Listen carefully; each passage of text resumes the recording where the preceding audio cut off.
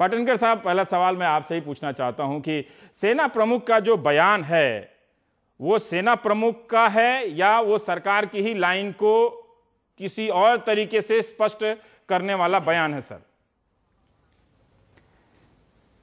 देखिए, ऐसा है कि मैं समझता हूं सेना प्रमुख ने तो कह दिया जो उनको कहना चाहिए, और मैं समझता हूं कि उन्होंने जो कहा बिल्कुल सही कहा। अभी क्या सरकार उनके कंधों से बंदूक चला रही है कि नहीं, ये कहना मुश्किल होगा। लेकिन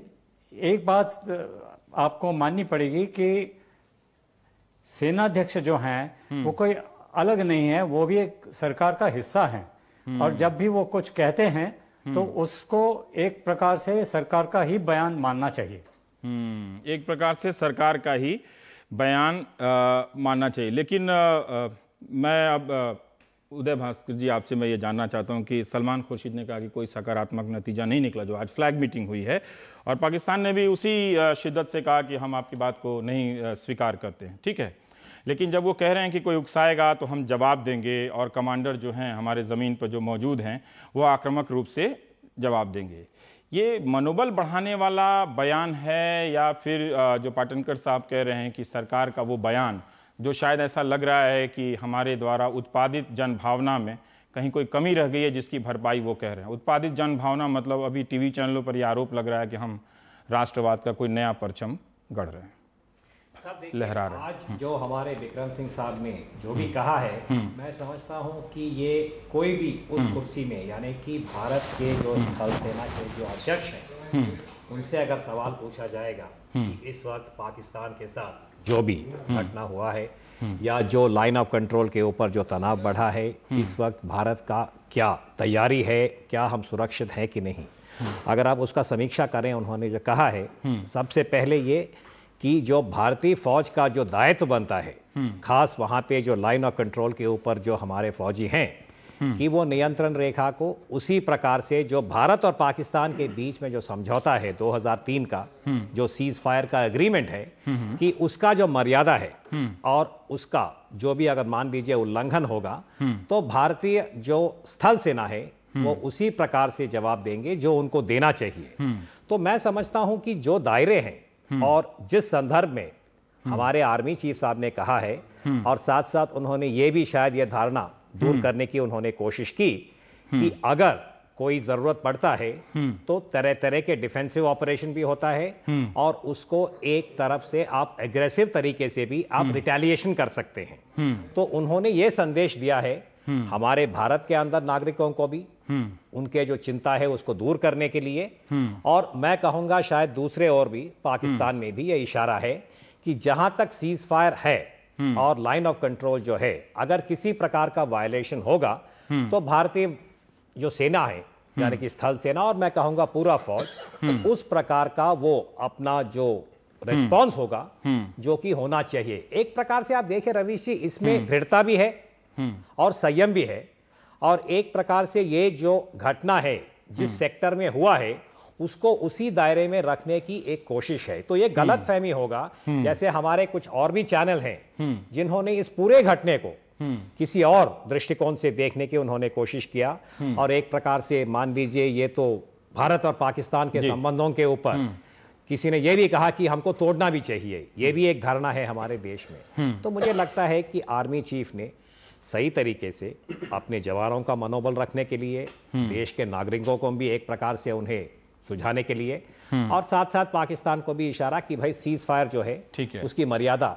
सही तरीके से दोनों पक्षों को संभालना चाहिए। पर पाटनकर साहब से चूंकि एक और सवाल कर लेता हूं कि उन्होंने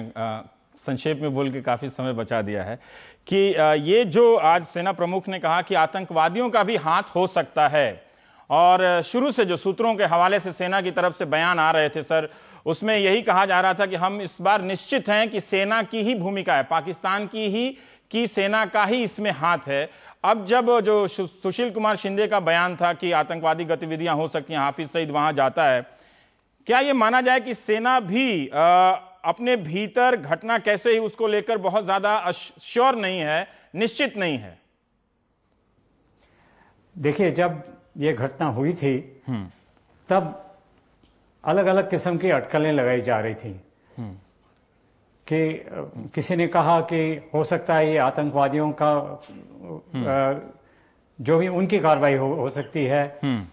फौज ने कहा था कि ये पाकिस्तानी आर्मी की ही कार्रवाई है। ये भी हमें मालूम है कि पाकिस्तानी आर्मी और जो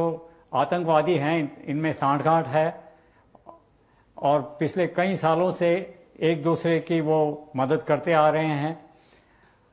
पाकिस्तानी आर्मी इन्फिल्ट्रेशन को की सुविधा हो इसलिए फायरिंग करती हैं। तो ये जो चीजें हैं इसको मद्देनजर रखते हुए लोगों ने काफी सारी अटकलें लगाई। अभी उस घटना के करीब 7-8 दिन या 9 दिन बाद जब हम आर्मी चीफ को सुनते हैं कि ये पाकिस्तान आर्मी की ही कार्रवाई है, तो मैं समझता हूं कि उनके पास ये इसकी काफी अच्छी खबर होगी कि ये पाकिस्तानी आर्मी की ही खबर है। ठीक। मैं आपका ध्यान एक और बात पर आकर्षित करना चाहूंगा कि अगर आप 1999 की कारगिल लड़ाई का जो शुरू में जो विवरण आया था उसमें पाकिस्तान की तरफ से पूरा डिनायल था कि ये पाकिस्तानी फौज नहीं है बल्कि ये आतंकवादी अपने आप कार्रवाई कर रहे हैं।